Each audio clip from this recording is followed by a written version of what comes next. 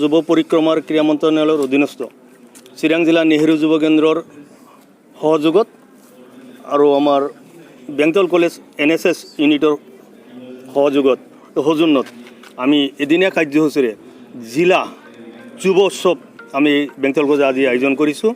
আমাৰ 6টা ইভেণ্ট আছে, আৰ্ট কম্পিটিশ্যন আছে, পয়েম কম্পিটিশ্যন আছে, ডিক্লেমেশ্যন দেশভক্তি ওপৰত দেশগঢ়া আৰু দেশভক্তিৰ ওপৰত যদি ডিক্লেমেশ্যন সেইটো কম্পিটিশ্যন আছে, ফটোগ্ৰাফি কম্পিটিশ্যন আছে, ইউথ কনভেনশ্যন যুৱ সমাৰোহ সেইটো চলি আছে আৰু অলপ পিছত আফটাৰ লাঞ্চ আমাৰ কালচাৰেল ফেষ্টিভেল হ'ব।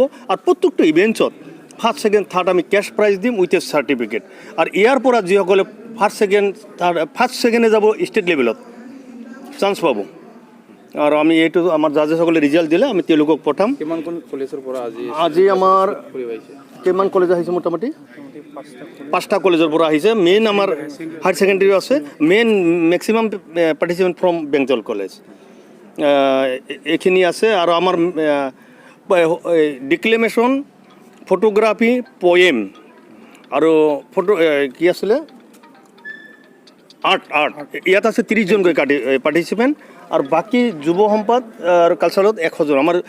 আমাৰ টোটেল নাম্বাৰ অফ পাৰ্টিচিপেণ্ট 300 আমাৰ এইটো গভৰ্ণমেণ্টে টাৰ্গেট দিছিলে। এইটো আমাৰ আজিৰ প্ৰগ্ৰাম। ইউথসকলে এতিয়া চাওক, আমাৰ ইউথসকলৰ আমাৰ যুৱক যুৱতীসকলৰ যিটো প্ৰতিভা এইটো বিকাশ কৰাৰ সুযোগ নাপায়। আজি আৰ্টতে হওক, পয়েমতে হওক, ডিক্লেমেশ্যন হৈছে, কথা কোৱাৰ চান্স পাইছে। সেই প্ৰতিভাটো আমাৰ ইয়াতে আজি প্ৰকাশ কৰিছে। ইয়াৰ পৰা যিসকলে চান্স পাব ষ্টেট লেভেলত চান্স পাব। সেই প্ৰতিভাটো বিকাশটো আছে। আৰু তেওঁলোকৰ মাজত যিটো সজাগতা মেইন হৈছে যুৱকসকলৰ যিটো যুৱক যুৱতীসকলৰ যিটো সজাগতাটো মেইন উদ্দেশ্য আমাৰ আজি যুৱক যুৱতীসকলৰ সজাগতা সৃষ্টি হয়।